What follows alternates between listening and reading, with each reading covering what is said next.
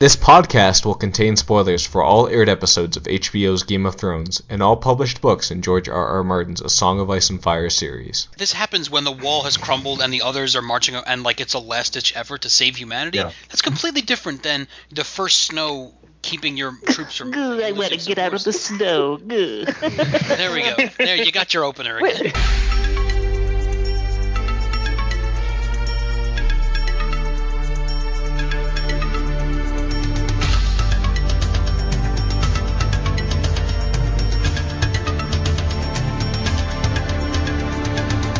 Welcome to the Vassals of Kingsgrave DragonCast edition. We're back this week to review the 9th episode of Game of Thrones Season 5, The Dance of Dragons. My name is Zach, also known as Alias in the podcast of Ice and Fire forums, and joining me for this review we have... This is Greg, claudiusthefool on the forums. This is Bing, Shoeshiner on the forums. I am Paul, known as Pod's Plight on the forums. This is Katie, Lady Griffin on the forums. This is Adam, known as drownedsnow on the forums. I'm Michal, I'm inkasrain on the forums. And Varley, pulling up the rear, Varley on the forums, Matt in real life. Yes.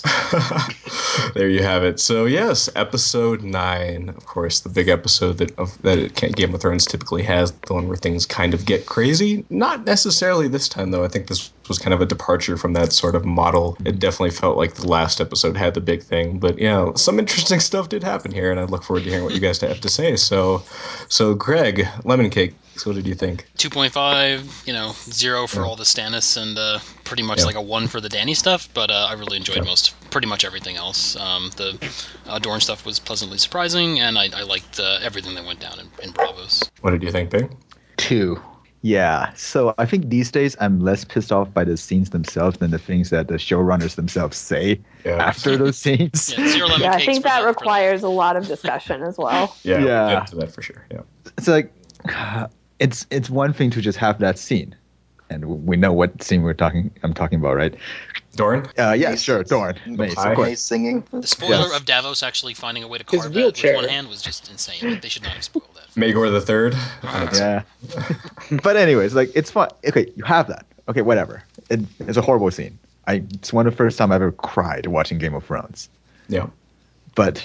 Wuss. But... God, Greg. Yes, nice. I'm a wuss, whatever.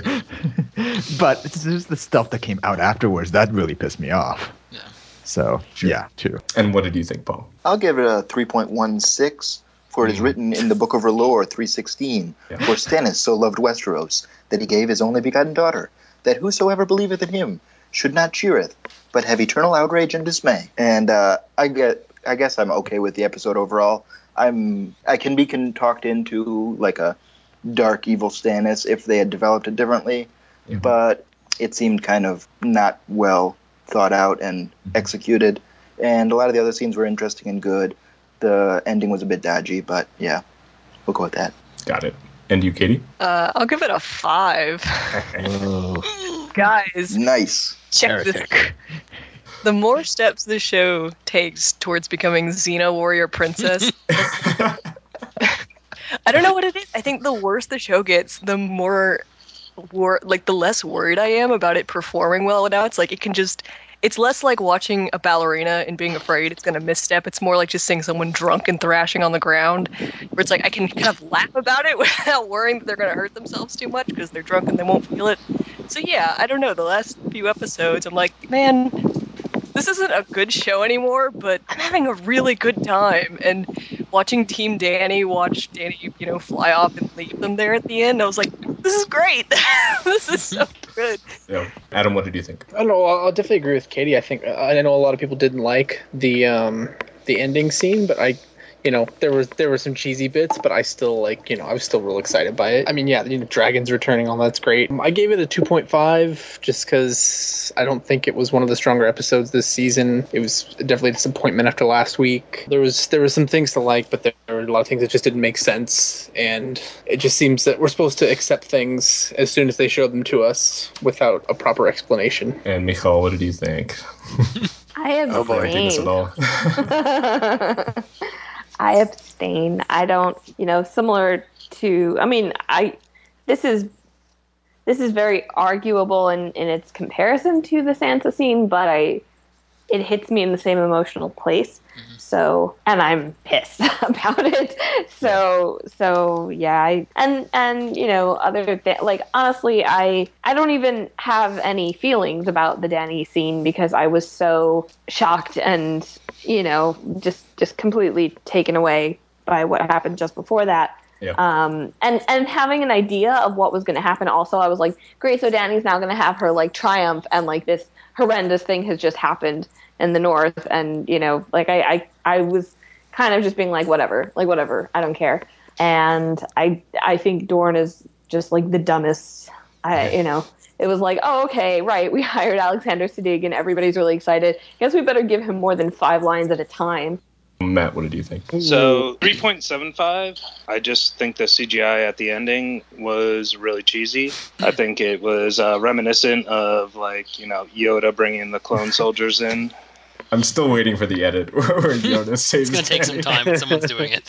Otherwise, yeah, I mean, it was another tough scene to watch, but I don't think it's out of Stannis' character. He was willing to burn Edric Storm in book 2 for basically the same reason. I do have... yeah, I know, Greg.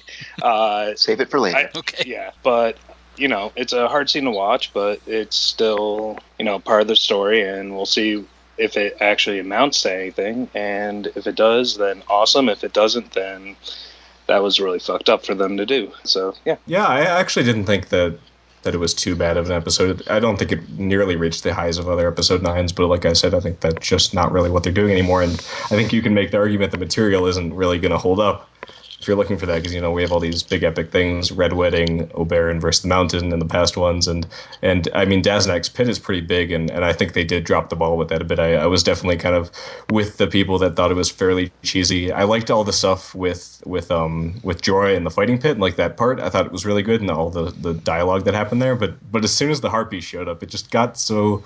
I don't know, the choreography wasn't very good, and it was very cheesy, and we get the never-ending story CGI Dany flying thing at the end, and that was a big turnoff for me. It just didn't have the same emotional resonance that it had in the book, and to be fair, I mean, this is it's not going to be the same, and it's the second time experiencing it, so it's not going to be as huge, but I just felt like in general the whole episode, the emotional beats were off. Like you said, Michal, it was weird to have the triumphant Dany thing following up this hugely traumatic moment with Shireen.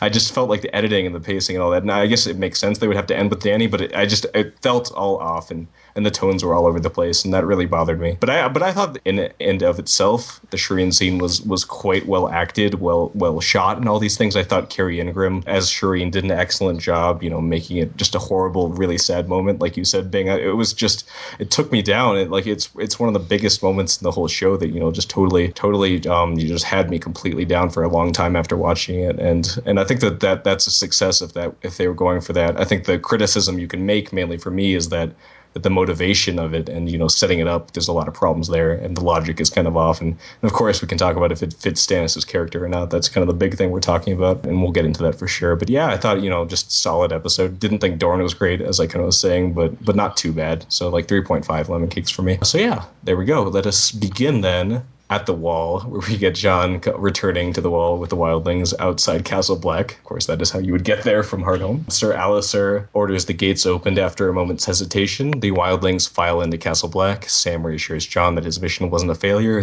Black brothers give Jon cold looks, including Ollie, of course, and Alistair warns the Lord Commander that his good heart will get them all killed. So yeah, a short scene here with Jon kind of, I guess, setting up what's to come. The first shot that we see is Jon's boots walking towards the wall, and it's an exact shot recreation of the Night's King walking on that pier. Mm-hmm. It looks like Jon even has the same boots as him. So it's like they're trying to trick you into thinking the White Walkers are already at Castle Black. Yeah. But then it switches and it's Jon. They were both Lord Commanders. Maybe there's a consistent Lord Commander fashion throughout. Game recognizes game. Jon's going to become the Night's King. Yeah. I like to call this Jon's Oscar Schindler move, where he's like, I could have saved one more. Meanwhile, Sam's like, no, you saved them, and them, and them, and them, and them, and her. It's like the starfish on the beach. You know that, like, parable thing? No. You don't know? No, okay. go for it. Is this when Jesus was carrying me? I forget. So basically, I mean, it's whatever. It's a kid on the beach, and he's like throwing starfish who have washed up on the thing, like back into the ocean. And you have like the cynical old man who's like, "Oh, you can't possibly save all of them." And the kid picks one up and throws it back in the ocean and says like, "Well, it made a difference to that one." So like, John has all of these wildling starfish. You guys think that Alias will be involved in the plot? Because I originally did. Now I'm pretty sure he's not. But yeah, I don't think so. I think the main guys they're showing. So I mean, I think he doesn't think John's doing the right thing, and he's reiterating that. But I don't think that he's going to turn against him. I think showing that he would be willing to open the gate and all that. He's gonna follow orders. He's not gonna unless John does something next that's gonna push him over the edge. Maybe. Yeah. Like there's got to be something else that he's got to do something that makes these people go, oh, okay, no, that was enough. It can't just be that he went and got the wildlings, because I'm sure they've told everyone what happened, and only an idiot would try to kill John over that. I don't actually think there's going to be a plot. Like I kind of just think it's just going to be Ollie. Yeah.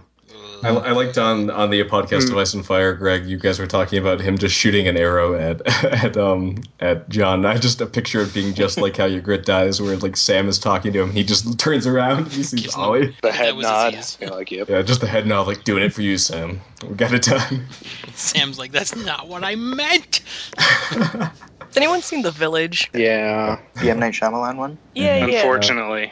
There's a long scene in spoilers for The Village if anyone cares, but there's a long scene in that where Joaquin Phoenix is giving a lecture to Adrian Brody, and it's like a minute-long talk, and you never see Adrian Brody, but then Joaquin Phoenix turns around and he looks down and there's just a knife sticking out of him because he's been stabbed. And I feel like that's what's going to happen to John. He's going to be comforting Ollie and then just knife in the frame. I was so busy being a good Lord Commander, I didn't realize this knife right here. Oh, God. That was the best Ringo Starr Jon Snow mashup ever. Best ever. And then Ghost jumps into frame and tears Ollie's head off. Yeah. Exactly. Aww. It was decent symmetry that in episode 9 of last year, we spent an entire episode throwing off the wildlings and killing giants and all that. And in this episode, they're like invited through the wall. So. Yeah, that's definitely good. We have Alex joining us before we move to Dorn. Alex, what did you think of the episode? On the forums, I said I abstained from giving lemon cakes. Yeah. As I so crassly put it, the show is pornography for me at this point. Incredibly visually stimulating, but I have no attachment to what I'm observing. It's just the orgastic visual spectacle. But like pornography, you don't come for the plot or the characters. Or sometimes that's like the most beautiful description of pornography I've ever heard in my life. He's obviously never read my pornography review log. Very plot heavy. All right, let's go to Doran, a place with lots of good plot, where we have Jamie being brought to Doran Martell, where he is asked to explain his subterfuge. Jamie explains that they received a threat from Doran and asks when he will be executed. Doran explains that he will not harm him, not interested in breaking the king's peace, and plunging his country into war. Ilaria spills her drink on his nice carpet when they toast to Tommen. Tristan will take Oberyn's place on the small council. He agrees to set Bronn free on one condition. I was like, oh, Dorn, I can make myself a new drink. And then I was like, wait a minute, what'd they offer him? Did they offer him locusts? Please, tell me that they offered him locusts. And no. Some blood oranges? Yeah. Some sort of pie. I was just thinking that I really, really hope that Tristan is smarter than he looks, because God, that guy does not come off as intelligent. No. Yeah. Just a flea bite. Nice chest hair, though. Yes. Also, they're playing Michal off as this vapid, like, stupid little twit, and, like, it really bugs me. Yeah. I mean, if Jamie was going to complain about someone's low neckline, I think that he is definitely the big culprit here. Sure. All right, so then we get the scene in the cells with Nim and Tian playing the hand slap game, which I guess the reason I had this explained, or I think it was Elio and Linda who said that it was because Benioff played this game with Jason Momoa, Khal Drogo, and he got his hands destroyed, and that's why they did it? I don't know. I don't know if that's actually true, but yeah, that happened. He literally broke his hand. Yeah. But yeah, they're playing that game. Tian slaps Nim's face instead, and Aryo arrives before things can escalate. Bronn is brought before Doran, where he is promptly punched by the captain of the guard before he can enjoy the pie. He's never going to use that axe. It's just going to be a pretty set piece. I can't get myself worked up too much about how, as of now, how banal and inane the Dorn plot is, because I feel like every season has had at least one subplot like this, where we're kind of left shrugging and being like, what the hell, and feeling like it doesn't get anywhere. Like, Dany was like that in season 2, and the Theon torture plot, and was it season 3 or 4, that just doesn't feel like it's kind of spinning its wheels and really doesn't come to anything. And that's what I feel like Dorne has been. So I can't really get too in arms because I'm like, this hasn't broken a pattern. It's in pattern with what the show has done for seasons now. Yeah, I mean, it's disappointing that some of our favorite characters, like a lot of our good characters, are wrapped up in this thing, but it's not out of the ballpark of what the show has done before. Yeah, sure, but I think like every single part of this plot has just been completely incompetent. Like even the fighting choreography is bad. Usually, like these sort of basic stuff is okay. Does anyone think that Doran might be blowing smoke out of his ass, though? Well, that, what is he up to? Like nothing. He's up to nothing because in the show he's given us nothing that shows us that he's up to anything. Do you think they just end up back in King's Landing safe and that was it? It does feel weird that they would, if he is up to something, that he would go through the trouble of tricking Jaime and Bronn, since they are just two dudes. It's not like they have an entourage and he has to worry about, some sort of treachery getting back to King's Landing. It's like, if they're a problem, just take care of them. There's no point if he is up to something and tricking them into believing that they're going to be okay and then knifing them out in the sand or something. Well, just from a narrative point of view, they have done nothing to show the TV viewers that he is up to anything. Even like the closest they've come is when he's toasting Tommen and it's kind of like, oh, he's probably just placating Jaime and I don't think he's serious, but there's no backroom scene of him talking to anyone, and maybe they're waiting till next episode or next season where he'll get the Sand Snakes to swear allegiance to him and then tell his plan. But I brought it up like a couple episodes ago, like I honestly think this was just a placeholder so they can get Jaime back to do his like actual stuff from Dance with Dragons to go to River Run next season. They just needed to draw it out. Yeah, I think something is going to happen next episode that's going to be something, but you're right, they've done nothing to set up anything remotely interesting happening in Dorne. It's all been basically filler at this point, but I think something is going to happen next episode. I have no notion of what it could be. I was kind of speculating that Jaime would die somehow, but that's completely blowing smoke. I have no idea how that could happen. If they won't even kill Bronn, they'll just slap Bronn. They're not going to kill Jaime. I feel like Jaime might bite it. Yeah. I feel like that faux neck swipe Arya Hotad did to him might be set up for him losing his head. I think he's Ares. What's his name? Ares Okark. I think it's kind of what they're setting him up as. Yeah, I'm pretty sure. Called it Chekhov's axe. Yeah. Like, gotta see what happens. And everyone's saying Chekhov's glaive. Yeah, something's going to happen in this episode, in episode 10, that's going to blow up the internet. And everyone's saying, well, it can't just be Jon. It's got to be something else. And Jaime dying would do that, I think. I also just feel like this kind of comes back to, them, like the show having what seems like a very poor handle on all these characters in Dorne. Doran is like you said, like his warlike tendencies in the books are like hard to get at, but not difficult to set up as a layered thing. But there's none of that, and like the Sand Snakes are completely almost incoherent, and Ilaria is literally saying like the same things in every single episode until she has this switch, which I think is probably going to turn out to lead to bad things next week. But yeah, we do get that last scene with Ilaria after swearing allegiance to Doran. She goes to meet Jaime, who is writing a letter to King's Landing in his awesome 7-year-old handwriting. They talk about love and how Ilaria knows that Marcella and perhaps even Jaime are innocent of what happened to Oberyn. I like the scene just because it kind of mirrored the talk that Cersei had with Oberyn when he was writing poetry, back home in season 4, I think.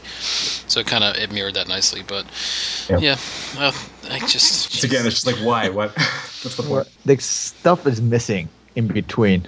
Like she just suddenly turned a switch from this revenge mad woman to someone who's reasonable. I think it's a mask. I don't think she actually is believing these. Sure, but like every other previous scene, she was just completely hysterical towards anything that's Lannister. Yeah, and I don't really have a way to justify it. It's strange, Dorne, and I think that they're gonna have to do something to redeem it next episode. Whether it's good or bad, it'll be interesting, I'm sure. It'll probably be Targaryen loyalist reveal. I like the Dorne subplot in Feast, but at its most like reducible level, that's like the most important kernel of information that the Martells are. But who are they going to send, or what's the connection going to be? Because there's no other kids. It's just the Sand Snakes. Varys might pop in. Oh, Varys pops up. Right after he goes to King's Landing, he'll just swim over to Dorne and get that done. Takes a boat because he's not a merling. No, he is a merling. Sure. Come on. Let us move across the sea to Bravos, where we have Lana continuing to ply her trade on the streets of Bravos. Again, she approaches the Thin Man, poison vial in hand, but is distracted by the arrival of a Westerosi contingent, including Mace Tyrell and Meryn Trant. Mace begins whining and dining Tycho Nestoris, including stories of Maegor III and some rousing singing. Arya watches from afar. So yeah, we get Mace and Meryn finally arriving. I think I like this scene the best out of all the me too. scenes in this episode. He really did have that almost selfie moment though. Yes. Yeah, he did mention, then you saw the Titan in the background, but I just hate how they've taken Meryn Trant, who's been such a stand-up and awesome member of the Kingsguard to this point, and now just character assassination. Yeah, it's almost worse than what they did to Stannis. They were definitely hammering home that this guy is an asshole in every possible way, so that it's okay that Arya's killing him. I guess. What hasn't he done?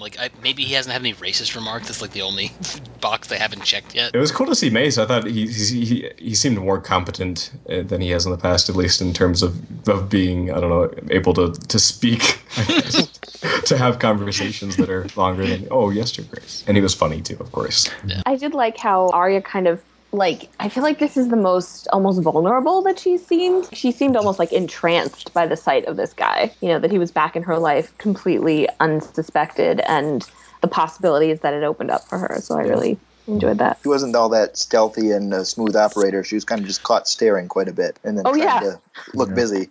And she walks right into the brothel. It's I have day-old oysters. Yeah, it was a little weird for me, but I think that's the point. They're showing the depths of her obsession with these people she wants to kill, and I think that it makes sense given how long she's been brooding over this, and that gets her to go so far off track. But yeah, we do then get Meryn Trant and some Lannister guards who are apparently guarding Mace, I don't know, who go to a whorehouse, and Arya sneaks her way in and watches as Meryn Trant turns away all of the women brought before him, looking for someone younger, and then she returns to Jaqen and says that the Thin Man wasn't hungry today. She'll get the job done tomorrow. I'd like it to be noted that this was the first brothel scene that there was no nudity in. So that's a fun thing. I'm just really concerned that they're going to make Maisie Williams or do something seductive. Yeah. Well, they've dropped a lot of hints towards that, especially meeting the two people, even when she was selling her stuff today, where they're like, well, how much for you? So they're being a little heavy-handed with that. And also have another one for me ready tomorrow, Trant says. But I think it's not going to go that far. I think it's going to be, I imagine, I don't know. Does it? You think she's going to use the poison on him, or she's going to get needle and kill him? I think she's going to stab him. I don't know, though. I'm just tired of having these conversations about women's treatment in Game of Thrones, and I don't want her being if she just talks to him, that's fine. But I don't want her undressing or anything. I won't be able to deal with it. That might be my leaving point for the show. Yeah, it's historically accurate, Katie. Goodbye. Oh, shut up. Oh my gosh. No, I completely see them sexualizing her and having her kill him. And it'll be gross and very fulfilling at the same time because she knocked another name off her list. Well, hang on. How old is Maisie Williams? I feel like if she's 17. 17. She's 18, according to... Oh, God. No, she wouldn't have been during... She wasn't 18. She wasn't 18. She wouldn't have been during... I'm pondering, because the Bravosi have such a specific understanding of an individual's, how do I articulate this? Position within the body politic of, Bravos. They've abolished slavery. They're, the most progressive polity on Planetos. And from my understanding, as far as the courtesans of Bravos, they have a very sort of aristocratic and high place in society. But the courtesans might be a different level than just the regular, Yeah, but would some brothel and Bravos have young women? Yeah. No, that girl looked like she was grabbed off the street. I don't think she knew what was going on. Yeah, I thought that was a scullery. It's kind of fucked up then. Yeah, really, I kind of thought that was one of their daughters or something. Yeah, I thought so too. I thought she would have had to have been involved. Someone who maybe in a few years would be doing this. It just seems so alien to the ethos of the Bravosi people. But in the show, is it really? How much have we really got? It felt weird, but then I was thinking does this fit for Bravos in the show? Maybe they barely showed any. We don't know anything. Day-to-day interaction. Any thoughts on the bit with Jaqen? Does he think that she's lying? I think that he does. Oh, yeah. Yep. He's just letting it play out. Do you think that it's since we're basically the show is basically D&D fan fiction now, do you think they would go the extra step and she kills Meryn Trant and then he unmasks himself and he's like, well, guess what? I'm Syrio Farrell. Gotta hope so. Victory! That would be awesome. I would not be opposed to it. I mean, since we've gone so off the beaten path. Sure, I mean, if you're gonna go all out, then go all out. Do everything the fans want you to do.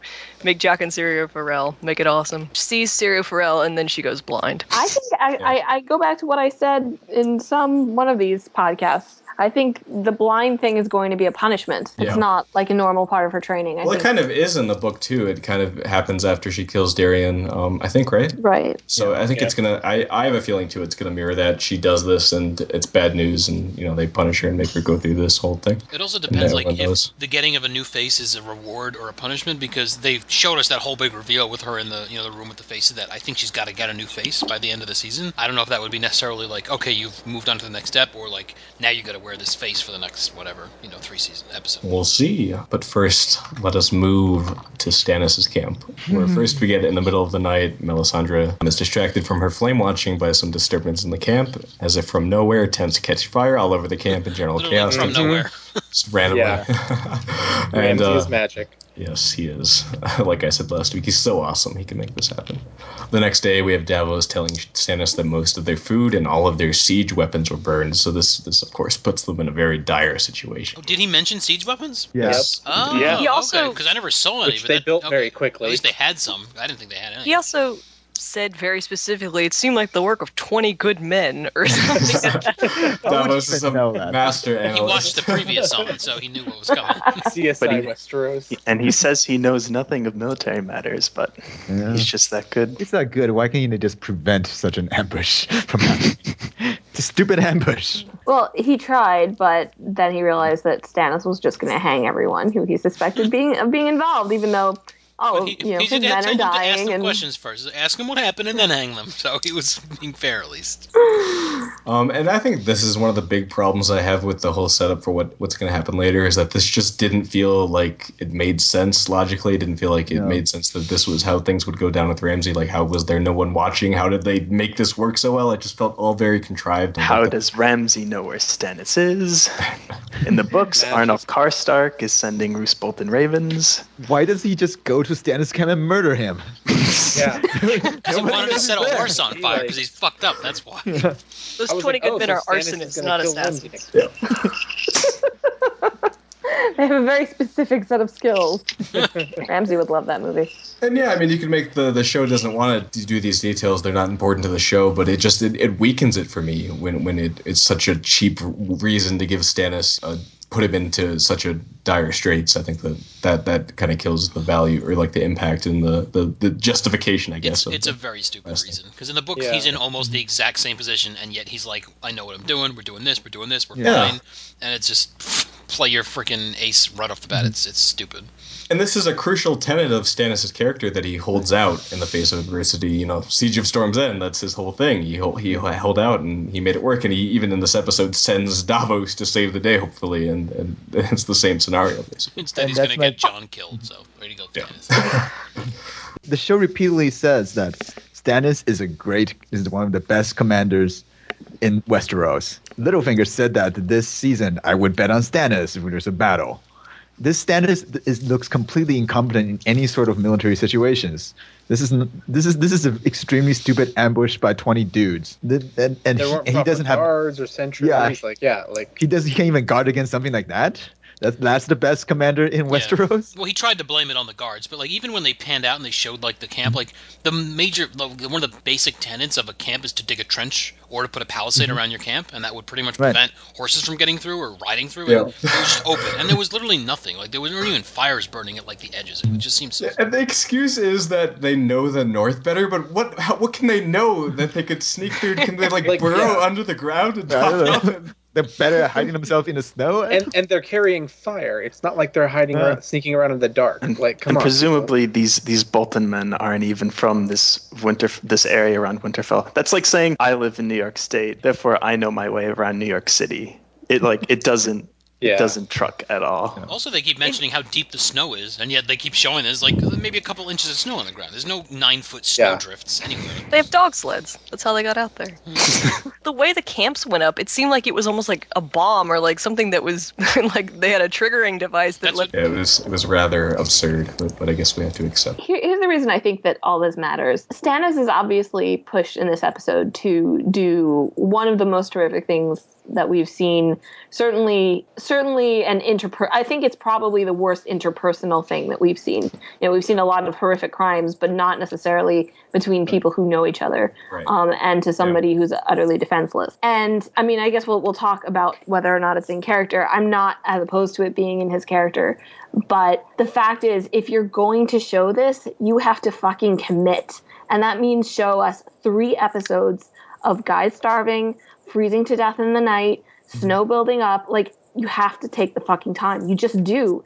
And like, you have to make us feel it. And like, they hand waved to it a couple times. Like, we had that weird shot of like the men, like the refugees, basically like lining up for soup or whatever it was. And the one like close up at the guy who looked really upset. He just looked exactly. It's like, it's really cold. But it's not enough. This is just, again, I think the problem with Game of Thrones over and over and over again is that both in the lead up and in the emotional fallout, they just fail. They want to have these tentpole events, but they don't earn them and they don't treat them respectfully afterwards. So that's my feel. And this is the thing I was worried about with the Jon scene, and it turns out that I should have been more worried about this, though I couldn't have, I guess, anticipated it. But it is that they just didn't set it up. It wasn't earned, and it didn't make sense, and it felt so off, and it just didn't resonate the right way because they didn't set it up. It just didn't feel appropriate. Yeah, and someone on the forums made the point that, it's people just need to relax because it's the show, and the show can't, they don't have time for that. And I mean, since season 1, really, they've been doing this where important details where we're like, oh, you could have done that, but you have 2 episodes of Raws, so you just glossed over stuff really quickly. So it's kind of a pattern with them. Like, they just when they could have had the time, they didn't use it, and now they're out of material. So it's I understand if they want to finish the show in a certain amount of time, but there's really no reason for them to be like, we got to get through this right now. 10 seconds to show that Stannis he's desperate. We're done. Like, it doesn't make sense that this happens so fast. I think this is also where contractual obligation starts to bite them in the ass, where it's like certain actors have to have so many scenes per season that it's like we get things like the Dornish plot taking up these huge quantities of time where it's not deserved because a lot of those actors need to have so many scenes per season. And it does suck because I do agree you don't feel it, but at a certain point it's like, well, I don't know, I feel like you just have to write it off as being a loss for the show where they did what they could and what was allotted to them, but it wasn't enough. And I can understand their kind of conundrum in that you want episodes to have action and things happening in them, and you don't want to just have people suffering in a cold camp to make it look really dire, to have like action and stuff going on. Even though it would build emotional stakes and stuff for future events, but if we were just watching the development in episode after episode, I can see where non-book readers or people that are just watching the show for fun would become a bit disenchanted with that kind of stakes building. But I don't know. I just feel like the show. I mean, this is literally HBO's most popular show ever. It is the most pirated show in the world, and they know that. They know what a big deal they are, and they've let things percolate. Ollie, even last season, and I feel like they have these opportunities. Like, I keep thinking of like Dorne and Myrcella. Like, they could have developed her character so much more with like tiny scenes that would have involved all the other characters that they have contractual obligations for. But no, we have like these dumb like kissies, whatever. It comes down to their ability to write. I think I'm just mainly frustrated that they're still thinking within George Martin's framework when they have now carte blanche to just jump out of it and invent stuff, invent quality stuff, and they still feel use George Martin as a crutch. Right? No. You're right. And when they don't need to do this, and they shouldn't be doing this. Yeah, and the stuff they do invent is dumb. Yeah, I wouldn't care if they invented stuff and it was really like like for the millionth time. I'm not a purist. Like, it doesn't have to be the same, but it has to be good. They do some stuff good. Like, Hardhome was a success. Hardhome was awesome.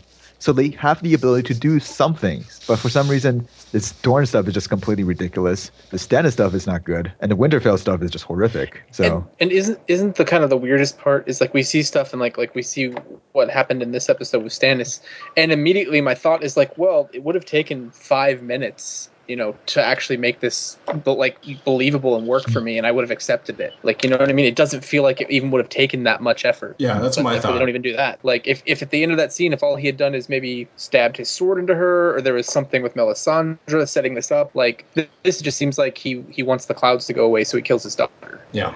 So we're kind of talking about this whole thing. So I'm just going to go ahead and throw out some of the other stuff we get. We have Stannis ordering Davos, like I was saying earlier, to return to Castle Black to secure the aid of the Night's Watch. Davos is reluctant to leave his king's side, but does as he is asked. Stannis does not allow Davos to take Selyse and Shireen with him. Davos comes to Shireen's tent and gives her a carved stag figure as a thank you for all the book clubs and says farewell. And then we do have Stannis going to Shireen's tent where she tells him the story of the Dance of Dragons. It's the Dance of the Dragons, guys, God. And Shireen asks how they're really pressed for time, Zach. They couldn't fit in the there. Yeah. Shireen asks how she can help her father, and Stannis says that there is a way. She is led out to the assembled army where she is promptly tied to the stake and burned as a sacrifice to the Red God by Melisandre. Selyse breaks down when Shireen screams for her help, but is unable to reach her, and Stannis looks on as his daughter dies. So yes, this is the big thing that we get with Stannis, and we can talk about whether or not it fits his character and kind of the stuff earlier of whether or not they justify it. Just one last thought for me on that part is that I think that, like you were kind of saying, Adam, they could have fitted. I think that there was room to, even in the allotted Stannis space, to introduce this dilemma earlier, and you can say, I mean, they did with Melisandre, but it was a completely different response from Stannis, and they need to set up the dire straits like we're talking about earlier for it to really resonate. It would have. I almost wish they had left out like Ramsay burning the tents and just showed people in dire straits, because in the book, like, people are cannibalizing each other. Like, it is, it's fucking serious. And here it just seems like they have a flat tire by the side of the road. The tent burning should not be that big of a deal. I mean, yeah, it's an inconvenience, but it's not something like thousands of people. Their food stores, but still, this was their first setback. And so if they left the Ramsay stuff out and just showed, like, had them catching people like eating corpses in the snow, like, that would have been 100 times more effective. Right. Like, if Shireen was if this situation was the situation in the book, it's conceivable, and I mean, as to whether it's out of character for Stannis, I personally have always read him as slightly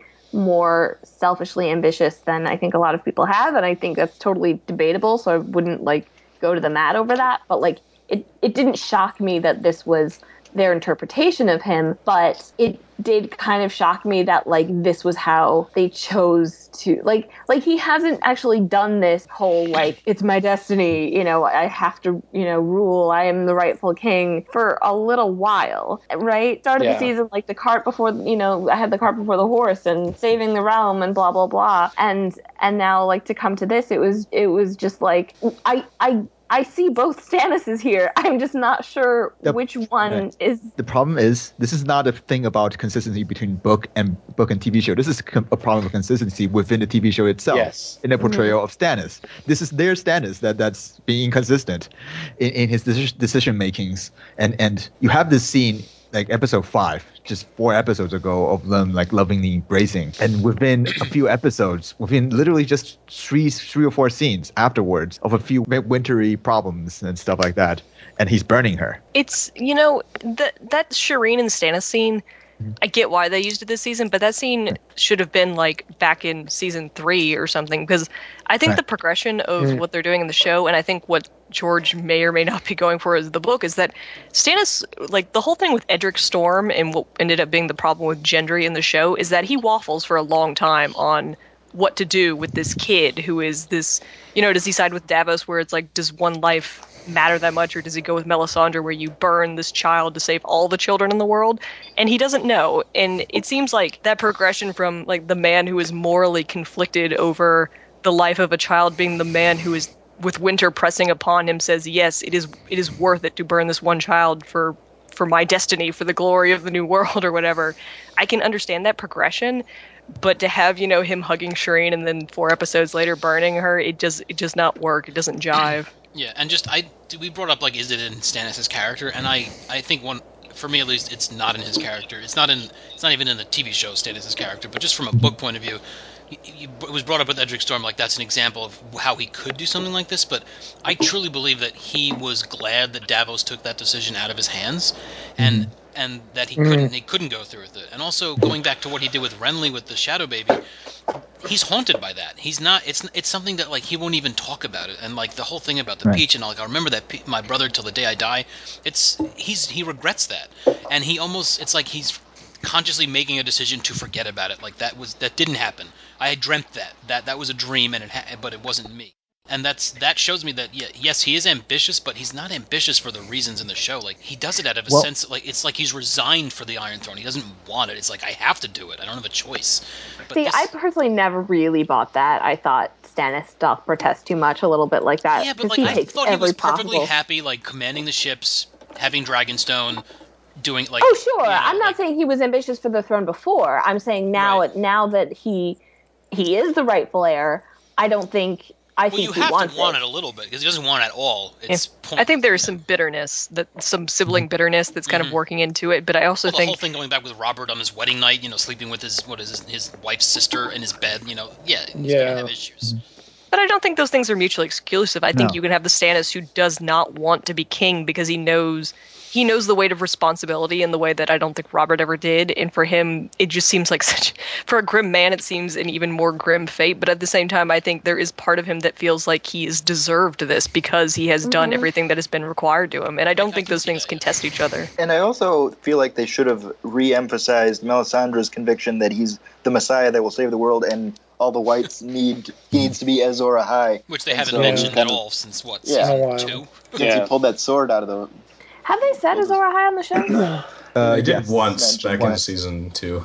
Yeah. But if he was actually convinced, or she's obviously convinced, and if he was actually convinced that he had that grand destiny to play, then you have to make more sacrifices, I suppose, than just, hey, I want to be king and I got to win this battle. Then that's and that's the big thing. And even in context of the episode, it's so vague what it's even gonna do. It just feels so like, is this worth it? Like just getting the storm to go away so they can attack Winterfell. It all feels very just petty and not. It seems like they're doing it to get like the Romans would make sacrifices before a battle, like just to get the favor of the gods. And from the preview of the next chapter of the next episode, it looks like that's kind of what they're playing up. But they're trying to.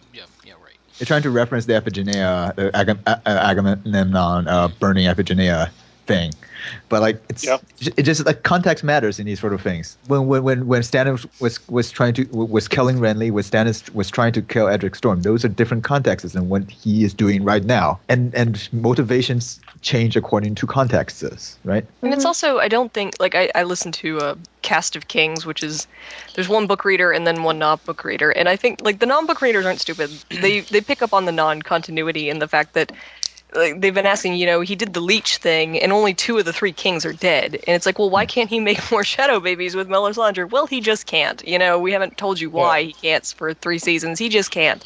So it's like the whole like Melisandre like keep rubbing up on him, saying, you have to do this, you have to do this. Well, why do you have to do? Like, why don't we have anything else to pull out of like your magic reservoir of bullshit, lady? And and we don't even see Melisandre. That could have been a really interesting moment for her. Talking about character development, Melisandre. And now this is not necessarily a criticism because that's what it is, because this is kind of the character, but she has like not changed at all in 4 seasons, and like kind of similar to Sansa, I don't see there being a setup where this would not like make my gorge rise every time I think about it, but I could see it being this collision of circumstances and insecurity and attempting to like Melisandre maybe like being really unsure, but trying to, make it seem like she's certain, and we get none of that, like really none of that.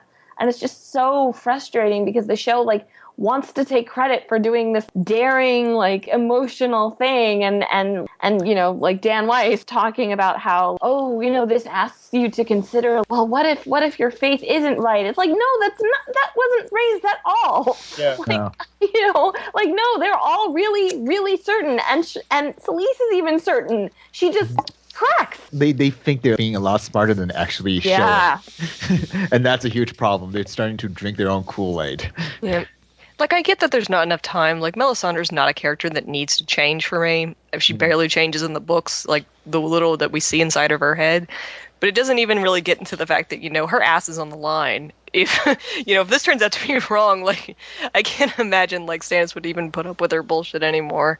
It seems like there would be at least a tremor of doubt from her. Well, they don't even have, isn't there a scene where, I don't remember when, but, like, Stannis has threatened Melisandre before, and he's been like, if this goes wrong, you're fucked. In the books, he does that. I don't remember him doing that in the show. He doesn't. Yeah, season 2, end of season 2. Oh, okay. He tries to choke her. Yeah. And, like, this is one of those situations where that would be appropriate. If for some reason this isn't entirely successful, I still don't know if Stannis would do that at this point, because he's killed his own daughter and he's pot committed, right? Like, at this point, like, if it only half works, he still has to go, well, he has to convince himself that it worked all the way, right? He can't, I don't think he could accept if he did this and it was a mistake. Do we think that he's, presumably, like, Davos is delivering the equivalent of the pink letter, the motivator for Jon to make a stupid choice? But do we think if things work out the way they should, next episode Melisandre gets sent back to Castle Black, and that's how we get Jon, at least the intimation that Jon is not completely dead? I don't think we can, because in the preview they show Melisandre basically outside the walls of Winterfell with Stannis when he's like, the siege begins tonight. So I don't think she can be back in Castle Black in this episode. Speaking of Davos, how much do we think he suspected this was going to happen when he left? I can't. All I of it. can't. Not I at can't. all, because he would have taken her with him. Or Well, I think he might have been like, I think he might have had a terrified, feverish, like, half thought about it. He didn't want to believe it. Because Exactly. He's so I can't think he really thought it would have happened. Because there is a huge divide here than in the show, it being Gendry, and he just... Right. and then Shireen, it's a huge difference. But I think what he thought is that he won't go through with it this time, because Shireen's obviously so much more important emotionally and logistically, because she's his only heir, and it doesn't look like he's going to get another one. It seems so obvious once. I mean, we all knew once. Davos is like, just let me take her, and he's like, yeah, no, get out of here. Like, it seems really obvious, and either Davos is lying to himself. He's just following orders, which doesn't seem like, I don't know, just the scene seems like there's two things going on. I get what you're saying, because it does, like, from the audience point of view, I feel like Shireen getting burnt at the stake has been built up enough. Like, we were anticipating this fairly early on in the season. But I feel like Davos's point of view, I feel like... longer than that, too. I feel like from Davos, though, even if, like, I do agree with Michal, where it's like, I feel like even if he did have that thought, I feel like there would still be some part of him that would be like, surely not. I think he was like me, where it was like, well, I mean, less than me, because I thought it would happen, but still deep down was like, but she's a child. You would think if he knew that they were gonna, kill Gendry, that maybe Shireen was not as safe as he presumed. I don't know. You could read that. Did you hear the Kingsblood stuff, like that was coming, that had come back? Like, did Davos know that? Yeah. Was in the show? Was he there for any of those conversations? He wasn't there, but Stannis keep mentioning it to him, I think. He talked about how Robb Stark is dead, Joffrey is dead. And that other guy. Balon Greyjoy. Balon Greyjoy? Question he was mark? really just a bonus anyway. I threw it in, 3 for 2, whatever. Do we think Davos is going to stay loyal when he finds out about this? Or is this the breaking point for him? I don't know how they're going to do Davos. Yeah. It would be, because, Davos, he is the epitome of loyalty in the face of all of Stannis' faults, and you would have to ask, like, would this be the thing that breaks his faith in his king? The only way I could see it playing out is if somehow he gets to the wall and somehow it comes out that he finds out the Stark kids are alive and just runs off to do that. Like, this is important. Stannis will understand without knowing what happens. If he hears about this, he's done. It just doesn't make sense that he goes back. Doesn't make sense that he's working for Stannis anymore. He'll go join Dany. They played up so much, like, the death of his son in the show, I think, has been played up in a way that it really wasn't in the books, like, he loses, 4 kids. It almost kind of all... Yeah, but he's got 6 other ones. So it kind of all swirls together, but in the show, he only has the one, and he dwells on it, I think, a lot more. And I think Stannis willingly killing his child would be like, fuck this world. I'm going rogue. I don't know how, honestly, I mean, like I said, I don't anticipate him actually finding out. And also knowing that he was in a position to theoretically save her. Like, he couldn't do anything about his sons. They were at the Blackwater, and that was horrible, but they were soldier in the case of the show. But there is just no way to look at this in which it's not horrible for everyone. And for Davos, obviously, I think he might actually like hightail it, and the show will not confront that, which is maybe similar to what is ... going to happen in the books. But can I talk about Selyse for a second? Go ahead. Okay, I actually called this situation. I wrote it on the forum. And the reason I actually didn't really think it was going to happen, because I was thinking like this, it doesn't actually make sense, right? Like I just thought it would be more dramatically interesting. But they even screw this up, because it's not that Selyse makes a choice here. She's going along with it. And then she just like literally what it is her faith is too weak. Her faith that has been so strong this whole time. She has had two defining characteristics. She hates Shireen and she loves the Lord of Light. That is it. And sorry, those things don't even flip.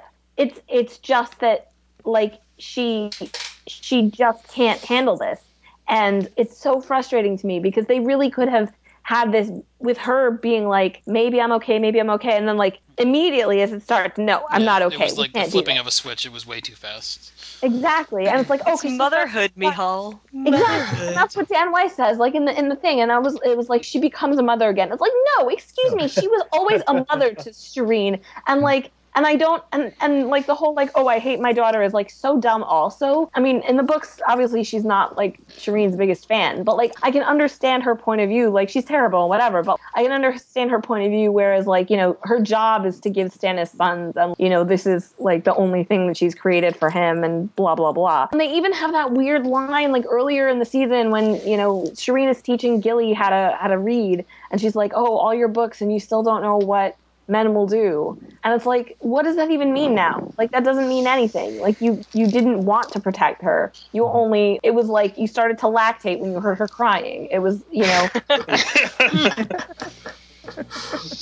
D&D have a weird... Is that canon? I don't remember that from the books. They have a weird hang-up on motherhood, which is just, you know, like if a woman is capable of being mothering, it'll somehow shatter all preconceptions about her character and make her do weird things that don't make sense. And same thing as last week with Carsey, right? Like last week, she doesn't even bother fighting the baby whites. It's like she knows they're dead. They don't even look like children. They look dead. She just gives up. Yeah. Exactly. She's like, no, oh, they look like dead children. A child, and it's like estrogen like, too strong. Exactly. Like, what do you think we are? We do even get in the whole controversial inside the episode thing. Them basically saying we don't understand Selyse, we don't comprehend her at all as a character. So.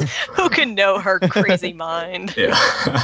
I will say, you know, I guess a point in the scene is I did think the acting was very well done. Yeah. I mean, like, it was great. For Selyse, I mean, it was like when she just collapses in a heap, I thought it was just really powerful. Yeah, you get the impression that she's like never made those sounds before. Like it was so rough coming out of her mouth. Yeah, I don't know what direction they gave to the child actor. Well, she's good lord. That was fucking... She's a lot older than she looks. Then you're being eaten by space wasps, and then just starts screaming. Whatever. And the reason it hit so hard wasn't just that, but also that she's been built up as such a sympathetic character, maybe one of the most. She's just like such an innocent, and she plays that so well, and she's just a cool. And she reads books. Yeah, she reads books. Like one of the only people that does.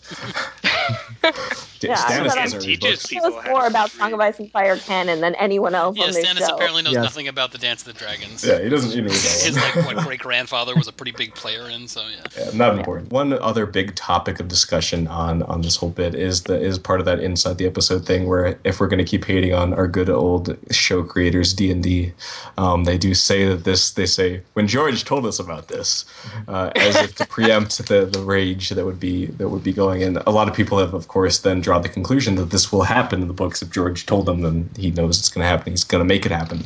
And this was a big thing. And what do you guys think about that? Do you think that it will happen? Do you think Stannis will be involved? Here's the thing. I've been very supportive of David and Dan for the past 4 seasons. And I mean, I've defended the show on multiple attempts. So when I say the following, this is not as Michal said. This is not as a book only D&D hater. But what the fuck were they thinking when they said those things? That why would you say that? They've been warning people about spoilers. Don't spoil it. Don't spoil the TV. Don't spoil the show for the show only watchers. And now you're spoiling the book readers. The way that I heard it was we were talking to George, and would Stannis burn his child? Yes. Yes, he would. You were saying they brought the idea to him and were like, "Hey, does this fly?" Right.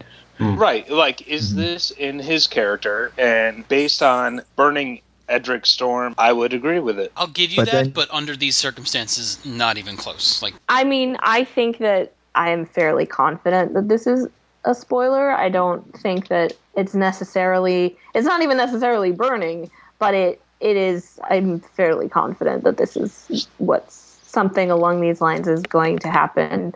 And I'm torn because I'm actually not. I mean, I'm upset about both the fact of it and the fact that I'm so angry that the show did it. But really, if George does it, what does that mean? And I can't defend George doing it because I have no idea what George actually does. But the fact is, I'm not upset conceptually about spoilers in the show because they discussed this and we kind of knew it was coming. And Sure. I think you might be able to debate once we know everything, we might be able to debate do they need to have this in season 5 as opposed to season 6 when, assuming Winds of Winter doesn't come out, we all know there's going to be spoilers. But I'm not I'm not like Linda oh, they betrayed the fans no. I mean I'm not going that far when I say this. I just think that it's just simply that there's a difference between just showing it on a show, actually outright saying it, that doing it in a featurette. Yeah. That this is from George. So I don't know. I feel like these guys don't actually think that hard about what they say. I mean, these things are probably all filmed in one day, and they're I mean, I agree with you. They should. I'm more surprised that they left that in the cut. Yeah. What he says, what Benioff says is, when George first told us about this, it was one of those moments when I remember looking at Dan and I was just like, God, that's so horrible and so good in a story sense because it all comes together. You could have just cut it as saying it was one of those moments when I remember looking at Dan, and then we would have thought, when we thought of this. Yeah, I think there was a sense of deliberateness to that, though. They wanted to, I don't know, I wouldn't go so far as to say pin it on George, but they don't want to take responsibility for it to some extent because they knew this would be the reaction. People were like, oh, your character is assassinating Stannis, and they're saying, whoa, no, we're not. This is going to happen. This is Stannis. But I don't see it happening. Yeah, but context matters. Sure, yes, context matters, and that's the other big thing is that it's going to happen in the books, but not maybe if it happens in the books, not remotely this. Aziz brought this up on the main podcast. If this happens when the wall has crumbled and the others are marching and it's a last-ditch effort to save humanity, that's completely different than the first snow keeping your troops from. Good, I want to get out of the snow. Good. There we go. There, you got your opener again. Which is really kind of funny. I keep thinking of this Stannis on Dragonstone, starving to death, basically a second away from eating all the dead people who have died of starvation. Exactly. Library candies are highly underrated. They're actually quite sweet. So. And that Stannis is we will prevail, and this Stannis is it's really kill my chilly. Daughter. I could use a fire, Yeah. It's all freezing today. The thing is, if he had Melisandre in that siege, how long would have he waited to sacrifice people? If he thought that magic was going to lift that siege. Yeah, I mean, we don't know because we also don't know how it turns out. Also, David said in that, I think it was at the Oxford Union, where someone asked about spoilers. He's like, "Well, you're fine for this season. There's no spoilers this season." And then we're getting some pretty big spoilers. What he said was, "Oh, well, the first scene of the season and the last scene of the season are totally in the book, so I think you're okay." He didn't really. He was very. He said something along the lines of you're okay. There's no major spoilers this season, unless I'm making that up. I'm pretty because I was that was a big relief because I was considering not watching. So that was one of the things I sort of rested my. Well, he said there's not going to be major spoilers this season. Well, HBO would not be happy with their people saying don't watch the show this season. Right. Well, George even said that he's I'm not going to tell you not to watch the show, of course. Yeah, I mean, George has his own opinion on spoilers and if they matter or not. How many children does Scarlett O'Hara have? Yeah. Well, here's the thing. I don't get that reference. He says that either. in his treatise on spoilers. It's because it's different in the book Gone with the Wind in the movie. He pulls it out every time. Yeah. He said it at Comic-Con. Like, that's his response. Good See, I'm not familiar with either. At this point, and this is like, tinfoil hat right here, but at this point, he could just be like, oh yeah, by the way, guys, Stannis totally, let me tell you what he does. And then the show does it, and he's like, oh, that the reaction was poor, I'm changing that. Or maybe it's something he's like waffling on, and like, I don't want to be like all conspiracy theorist about it, but he's in a very convenient point. Like, well, it's not even conspiracy theory, as in these books are literally not finished. Like, the things that he says doesn't have any weight whatsoever to David and Dan, and he's free to make changes afterwards just based on the fact, well, creatively this is not working, so I'm going to make changes. Yeah, like if the actress who played Osha, made him rewrite that character and have her do different things in later books, then the fan reactions to this, that could make him rethink it. I don't know if it will, but it also depends on when he told them years ago in broad points or whatever that term was. Did he just give them like a line like Shireen burns? Or this happens and then Shireen burn. It all depends on what that conversation was. Pretty sure Brian Cogman had an interview where he said that they went to George's house and they looked at his stuff. I mean, I'm pretty sure. I'm not saying they know everything. No, they were invited. They were the people who broke into his house. I think it was like after season 1 or something. Sure. And things could have completely changed after that. He could have changed his notes. I mean, what he sent to the University of Texas as a broad outline of Jon and Arya getting together, and Tyrion sacking Winterfell, and things change in the process. Well, that was before any of the series. Yeah, was that written. was like his summary of what the series would be to his editor. Yeah, that was. No, I know. Arya and Jon had an incestuous relationship. Yeah, I remember that. Yeah. Well, I mean, it could be changed. Yeah, maybe he'll listen we don't to know the until North it's be written. okay, and he'll make Skagus like you guys were positing. So basically what we're saying is George was really close to finishing the book, and then we all said that we don't like what happens. And that's going to be another 15 years. He's like, I got to rework this whole last book because it didn't end well on the show. The show is just one big focus group for George in the books. I mean, maybe he's blowing smoke, when Green Lantern showed up, that really just threw it up. I hated that part, but yeah, he has made the point he doesn't want to cave to fan reaction type stuff. I think there's the whole thing with like people knowing about R plus L equals J, but he's still going to go through with it because it's part of the story. But this is, I guess, this could be different. And are we convinced that because of what they said that Stannis is going to end up doing this? Should we take a formal poll? No, I'm 100% sure Stannis will not do this. It will be decision taken out of his hands, or it will be made where he's not involved in this. Plus, he has no reason to do it. I mean, she's not nearby. He has other King's blood around there. Yeah, but we can predict that. I mean, we can assume that maybe something will occur later that is going to cause the action, and it'll probably going to be in chaos. And when the next book opens up with Jon dying, Melisandre, it's going to be chaos, and anything can happen in that time period. What I could see him doing this as, like we said, like a thing, like a Lightbringer sort of thing. Yeah. But it seems, I mean, in the book, it seems like Melisandre is kind of, she's taking a look at Jon now. I mean, what if it comes to the point where she says, "Oh, I was wrong, Stannis. It's not you," and he's like, "I'll prove it's me," or there's some crazy moment like that. Like, it would have to be something pretty intense. Yeah. Like, it wouldn't just be to burn his daughter for no reason. I'm not discounting the possibility. I think that even if you say that it doesn't fit with his past character traits and his actions, and people will make the argument that it does, it is on the line of Stannis. I'm not necessarily there, but I do kind of have the theory that Stannis is going to go dark to some extent. Well, there's several theories out there that he does become this kind of dark king and go the other way, and that's fine. That could happen. I'm just saying, up till this point, in my opinion, what I've seen, I don't think he'd do it. That's just my opinion. Yeah, I don't think the Stannis of I'm not saying now, I love Stannis and he's never going to do anything bad. He's done some bad things, and part of the reason I like him is because he's acknowledged he's done some bad things and he's moved on. The Stannis of this point, of the last bit we get of him and Dance, would not do this, and the Stannis. Right. This is why it seems so egregious that because he's relatively in the same spot in the show that he would do it at that same point. The Stannis in the book would not have done it at that point. He's going to kill Shireen to raise an ice dragon just to make Greg's head explode. Fair enough. At this point, if that was the reason, I'd be like, all right, that's a good reason.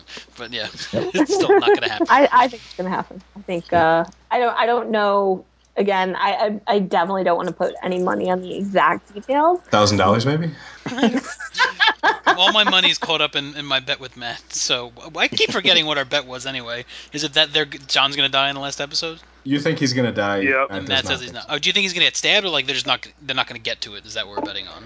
He's not going to die in the last episode. Okay, I mean, is it going to be an ambiguous end, or like they're not even going to do it in the last episode? He's not going to die. Oh, you're semantics. In his body, though. I was just betting that they're going to do the Ides of March, so that's what I was betting. So I'm sorry if we were confused about it. Anyway, yeah, I do think that Stannis will be involved somehow. I mean, maybe not. Maybe this is just Melisandre and Shireen. Maybe they find out that maybe they see the letter, right, and freak out.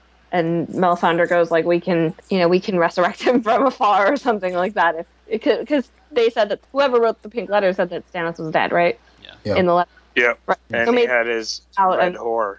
Right, exactly. So I could see that happening, but I could also see some kind of Nissa Azor Ahai thing going on. Very, very much. I could definitely see that happening, actually.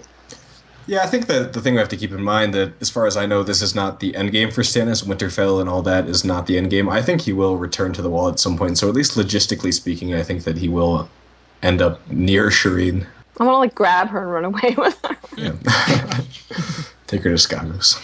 But I didn't see it, and I have no intention of rewatching that scene.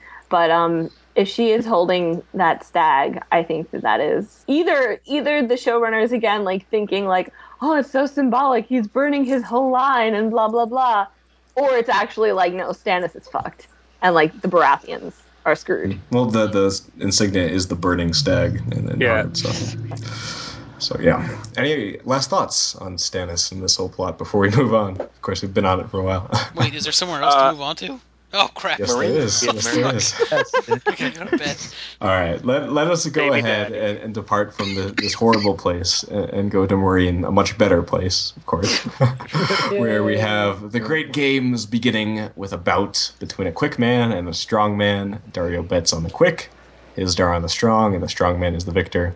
Much to Hizdar's delight. We have Jorah being brought with the next group of fighters, Dany giving her, oh god, he's back look as he arrives, and after a few close calls, he emerges victorious over the various other combatants.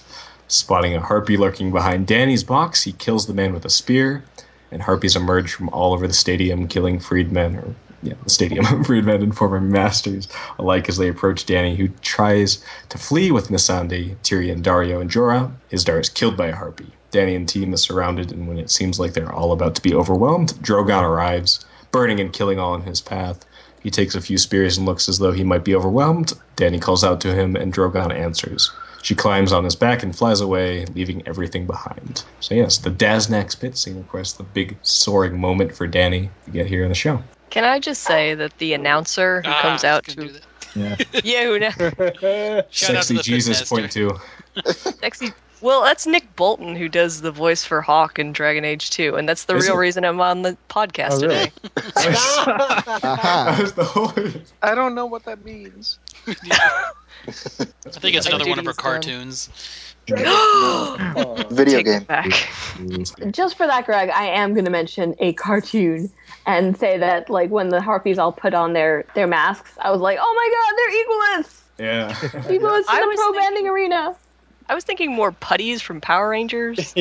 That's what they've been for me for so many things fit. I was thinking, how did they get all these masks? I don't know how do they fit under their robes? They really need metal detectors. Yeah. There can't be this many Sons of the Harpy. It seems like they've been doing a heavy recruiting campaign. And what the hell? Okay, Jorah has that grand moment, right, where he throws the spear and stabs the guy. It's where are the Unsullied? What are they even there for? I don't expect the Unsullied are there to get stabbed by the Harpies. That's what they're there for. Daario keeps shouting, "Defend your queen!" like they don't know. Where are the freaking second sons? We saw 10 of them when they beheaded Massa Missandei or whatever, and then they're just gone. He's the only one we see. Seems like she only has about 10 of them left at this point, so they're poorly utilized. Good old guarding Grey Worm. They're they're just dying off slowly, and the show is eventually going to be okay, let those behind. For a split second, I was sure that Jorah had he had purposely thrown that spear at Dany, fuck you, bitch. Stop yanking my dick around after all these seasons. That would be what an ending that would have been. That would have broke the As young internet. Khaleesi. Yeah, I mean, that was kind of what they were going for, though. They were trying to make it look like he was going to stab her. But before the actual fight, like, I really enjoyed the face-off between the water dancer and Jorah. Like, that was... I mean, we saw Syrio, but he had a wooden sword and he got it chopped off, but that was really... it was good to see because you get the Hound saying how, like, they're stupid against a guy in armor, but he actually, he beat him, and it wasn't for the other guy, the Miranese guy, that he would have been gone, but I like that. It was good. I like that whole sequence. I thought that the whole fighting pits thing was really well choreographed, and it was cool to get, like, these different fighting styles. You have the water dancer, the Dothraki guy, the Miranese spear guy, and of course Jorah. And I kept they've had so many chances to bring in Strong Belwas, and they're like, shall it be a Miranese champion? It's like, oh, it's gonna be Strong Belwas, and it's just a generic guy in armor. That's their ace in the hole if they ever need it. Yeah. This whole sequence brought me around on Show Dario in a way that like nothing else has this entire show, because he's such a non-entity, and this I felt like actually gave him some sense of personality and genuineness and camaraderie with the other characters, which I know like Dario was so sleazy and like you can't believe there's no sincerity about him at all, but actually, I was on him. I was like, he's part of Team Dany. I totally kind of bought that he's invested in kind of a fun character to have around. I liked him a lot in this episode, and I've never like given it like a rat's ass about this character ever before. Yeah, just wait till next week when he takes power. Have you seen the preview? They're just sort of like sighing and kicking their feet around in the throne room. Left behind. Did you see? You guys all think that his Dar is dead. Yeah, not so. sure. Yeah. I don't know. The way they shot it, it seemed like they left that intentionally up in the air. He got stabbed, but Caesar was stabbed 40 times, and only one of them actually killed him. So I think it could be something where he lives, but I think the show clearly doesn't care about like who is the Harpy or who's behind all this, so I don't think they have a reason to keep him alive. I'm pretty sure he got stabbed in the heart. So. It was the other side, I think. I think it was the other side, but still, like, it's a fairly fatal wound most of the time. Yeah, but right? I He was could just be recovering by Grey Worm next episode. Grey Worm comes back from being the Night King in the North. Did no one actually know that? It's the same actor. What? No. The actor that's like someone mentioned that on the forums, I think, but the guy that plays it, it's a different actor. I looked it up. No, I will not be shamed on this point. Let me. You will be shamed. You're shamed. Grumble. I thought it was fun. This whole portion of the show was fun. What do we think of Jorah handling Dany and touching people all the time with his grayscale? Well, he has to just not make contact with the Patient Zero. one thing. They can't touch the infected part. Right. Do you guys think actually that Jorah is paying attention to this? Because I don't. Doesn't care. No, he could have sweat running down into his palm across the wound, and Dany touches his hand, and then she touches Missandei, and then Missandei touches Tyrion, and Game over. They all die. And Jorah was bleeding. Yeah. Whatever. I'm still on my grayscale horse. Yes. My grayscale mare. Thoughts on the whole sequence with Drogon, I guess. What? I felt teary-eyed. This was a beautiful thing. Yeah, I'm not gonna hate on it. Like, it wasn't perfect, but I'm not gonna hate on it. It's tough to make that. I mean, it was obviously. I mean, it had to be a green scene. It had to be CGI, but it just seemed like. I don't know, like, every time they showed the dragons before this, like, all right, that's $10,000 or $20,000 that they can't put into the Dad's next bit, and, it just seemed like it just wasn't... Well, the pit looked pretty good, though, didn't it? Like, no, the fighting, everything, and him burning the people, that was fine, but, like, just when she actually climbs on him, it wasn't as... It was when he roars at her, there's, like, no blood splatter on her face. Like, not even a few flecks. Like, there's such a dissonance between what is, like, concrete and what is the actual actor. They do that cardinal sin of green screen, which is that when she gets on his back, her hair is just... It's not stationary. moving. Yeah, and it was almost different. Like, her hair seemed different from the scene before. So it was, like, obviously a different scene. But the music was stirring, and Tyrion's look as Team Dany as they're watching her fly away and ditch them. It was so beautiful. I don't give a shit what y'all say. It was wonderful. Yeah. I mean, it didn't hit for me, but I can see why it would. But just something about it just wasn't coming together. Whether it be the editing, the music, or just the CGI being weird, it wasn't doing it. But it wasn't a huge negative for me. Well, the motivation was a little. and a lot of people actually brought this up, the motivation for her actually leaving seems a little out of place in that, like, the moment she leaves, it seems like all the rest of the Harpies either are dead or just kind of dissolve into the crowd. There's no reason for her to take off and leave her companions to their fate. They should be yelling, "We just won!" Yeah.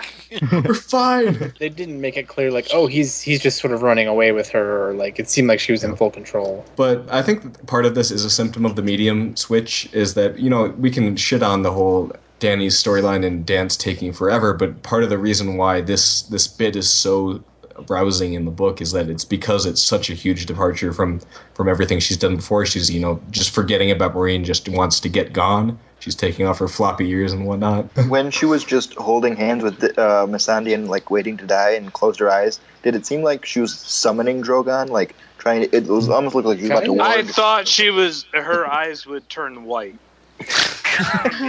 Purple. Start working. You're like, dragon. Wrong family. Well, Second Benioff said spoiler that in the thing. episode. Yeah, Benioff said, like, there's this mental connection, but there wasn't enough time because, like, she closes her eyes, there's like 3 seconds, and then you hear Drogon scream. So he obviously was there already. It's not like she just called him. So. Well, there was like that initial burst of flame, so maybe he can like teleport through flame blasts and he just bursts I into the. think we're supposed to think that they've got a connection, and maybe he sort of was just in the area and had already been on his way, and then that moment was just their way of being like, see guys, see they're totally like in sync. Well, I see that from Drogon. Like, I could see Drogon doing that, but like in episode like 2 or whatever, like Drogon was on the roof of Dany's thing, and she had no idea that he was there. So like, I'm not buying the whole like, oh, she psychically called him, No, but like I said, I think they just were using it to kind of show that like he came because of her, but they showed it through her. I don't know. It doesn't really make sense that way, But then I think she's that's why they did it. completely pieced out. She's just like, oh, have fun with the Harpies. I'm out. Yeah. We're winning. Get out of here. Yes. Yeah. Well, he does have a couple of spears in him, and maybe she's like, I need to get him out of here. I think that was the reason that he was in danger and she wanted to get him out of there. I think that was the primary motivation they were going for with that. See, I guess. Yeah, but well, the problem is maybe I'm just confused from the book because, like, in the book it really is a like I'm done with Marine. I'm done with this, and so I was reading it that way in the show. Maybe I shouldn't have been, because in the show it's like, but why are you done with Marine? You have like your best friend, and like there's no way you can continue to punish Jorah after he just saved your life like 6 times. And that motivation for me in the books like really rang true, that she was like, I can't deal with this anymore. So I don't know if again, maybe I'm just reading it wrong in the show. We'll always have VOK episode 200 to rely on. I definitely think part of it is that we don't get an internal monologue, and I think it's a very difficult kind of thing to convey purely through like facial reactions and outward physical acting. Is that like I'm done. I need to get out of here. And Sure. It was kind of showing, during the fighting pits thing, like it's been this kind of consistent thing where she's generally distasteful of it, but it definitely didn't have the same kind of like, oh, I'm just overwhelmed, I've had enough. She's more annoyed than genuinely upset. And in the books, it's very much like she's neglected this violent conqueror side of her, whereas here it's like, I have my babies, I've forgotten my children. It's very sentimental. Yeah. Yeah. Yeah, she didn't get out her whip and like be fierce. She was like, "Oh, please be nice," going gently to approach him and tame him. He did look cool when he came out of that fireball, though. At the very beginning. You made an entrance, yeah. Yeah. The music was very good too. Yeah. And I did like how they showed him like he was killing a lot. He was, he killed a couple Unsullied, he killed a couple innocent, people. So Right. it wasn't like he was just doing what she said. He was just breathing fire everywhere. Okay, so yeah, any other major thoughts on this episode before we wrap it up? We've been burning for a while, so. Shut up! How dare you? Sorry, I didn't mean that. I was totally unintentional. Sure. Hey, there's lots of possible meanings there. Burning like Drogon. I think we should burn Shireen every week to make every episode a little sunnier. Because I thought this episode was fantastic and fun. I hate you. Oh, fuck you, Adam. The fans just think you just told Adam to go fuck himself. He need to did. see what's happening. Reference, Adam just posted "We Didn't Start the Fire" by Billy Joel. Okay, so We didn't. yeah. North Korea, South Korea, Maryland, Monroe. Da da da da da da. Harry Truman, I don't Doris know Day, what Red that China, means. Johnny Ray, South Pacific, Walter I'm Woods, very Joe tempted DiMaggio. to play us out on that one. We do. But yeah. Has Karaoke, nobody anyone? done a Game of Thrones version? I don't know. Don't think Maybe. so. I'll look. It would take I'm some sure real someone time. on the internet It's has. There's an internet version. I remember. I did do a medieval version in like high school and change everything out for medieval terms. I remember that. Third. Black Plague. It was Black- an assignment. Does Maryland mean we have soft shell crab cakes? Sure. Yes, it does. What are you talking about, Matt? Not know who Marilyn Monroe is? Oh, I thought you were talking about Maryland crabs. All right. This is really weird. In this weird fugue state. I should just. All right. Thank you guys for joining me for this episode of DragonCast. We'll be back next week for the final episode of Game of Thrones Season 5.